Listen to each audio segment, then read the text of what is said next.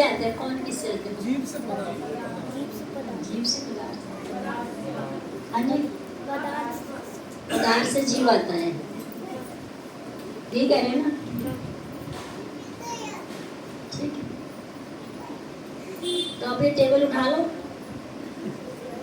इसको जीव बना के जाओ, आत्मा डालो जरा इसमें। जीव से पदार्थ आता है, जीव रहेगा तभी तो पदार्थ। वो कह रहे ना पदार्थ से जीव आते, तो टेबल उठाओ, इसमें आत्मा डालो, चलेगा कि नहीं चलेगा?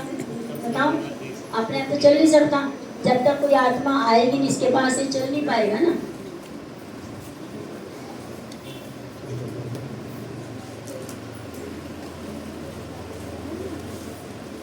टेबल चल पाएगा?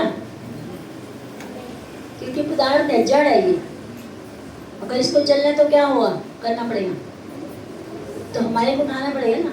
हम आत्मा है, तो जीव को पास जाना पड़ेगा। तो जीव से पदार्थ आता है, पदार्थ से जीव नहीं आएगा। अभी ये कंप्यूटर चल रहा था, लैपटॉप अपने आप चल रहा था, ये तो पदार्थ है ना।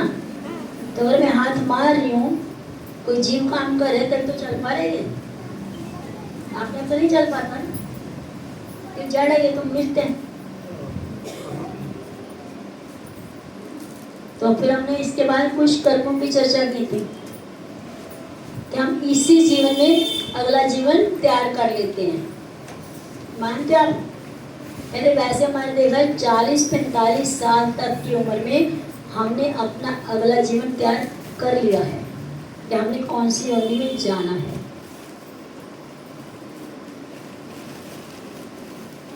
अगर बदलना चाहते तो भक्ति करनी पड़ेगी, नहीं हम अपना अगला जीवन तैयार कर चुके हैं, मानते हो? कैसे? तो जैसे हमारे कर्म होंगे तो वैसा हमारे को शरीर मिल जाएगा। तो हमने 2 एग्जाम्पल लिए थे। अरे किसी को कम कपड़े पहनने की आदत है, नहीं अच्छा लगता आजकल लड़के लड़कियों को, पूरे वस्त्र नहीं पहनते, तो अगले जन्म में क्या बनेंगे? वृक्ष बनेंगे। तो इसकी कोई एग्जाम्पल है?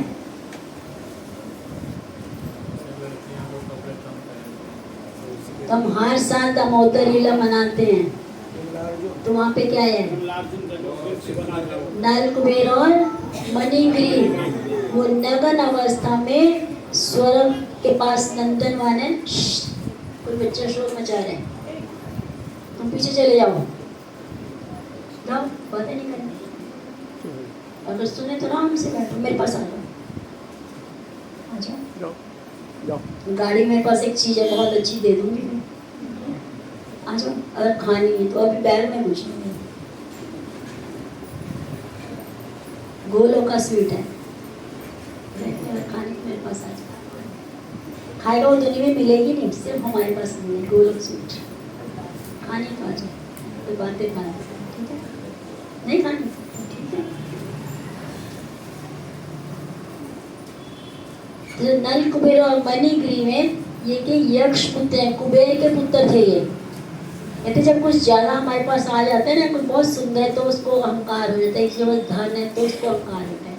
तो यक्ष पुत्र या कुबेर क्या है? देवताओं के खजांची हैं, तो उनके पास पूरा धन है देवताओं का। तो ये ऐसे पिता के पुत्र में बहुत धन है, तो इनको भी धन का अहंकार हो गया। तो नंद नंदन वन में सरोवर में स्नान करें नगन अवस्था में अप्सराओं के साथ। देवताओं का काम यही है, उनको कोई फर्क नहीं पड़ता। और जैसे नारद मुनि आते हैं तो इनको ये नहीं, एक सन्यासी ब्रह्मचारी इधर आ रहे, इतना अच्छा इतना बड़ा भक्त है, तो वस्त्र पहने। तो अप्सराओं ने तो जल्दी से श्रम के मारे वस्त्र पहन लिए, मगर ये दोनों भाइयों ने वस्त्र नहीं पहने।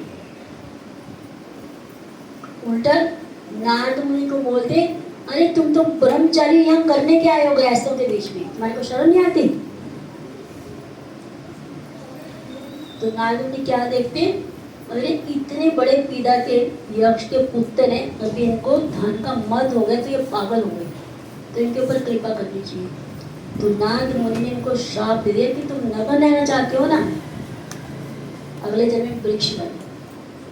तो जब श्राप मिला तो इनके होश ठिकाने आ गए। कहते कोई श्राप होते ना तो पहले वो झूमते, कुछ भी छेड़ छक्का नहीं करते, एक मारे झापड़ उसको तुरंत होश आ जाती है, आ जाती है ना, वैसे होश नहीं है तो एक पड़े छाप पड़े तुरंत होश आ जाती है उसको। जैसे इनको जैसे शाप मिला तुरंत होश आ, अरे ये क्या, हम वृक्ष बन जाएंगे, यक्ष पुत्र। तो इन्होंने माफी मांगी, तो वो पूछा कि हमारा उद्धार कैसे हुआ। तो फिर नारद ने ये वरदान दिया कि तुम अगले 36,000 सालों तक नंद महाराज के आंगन में वृक्ष बन के खड़े हुए, यमल अर्जुन। तो 36,000 सालों तक ये वृक्ष बने रहे। जब कृष्ण भगवान आए द्वापर में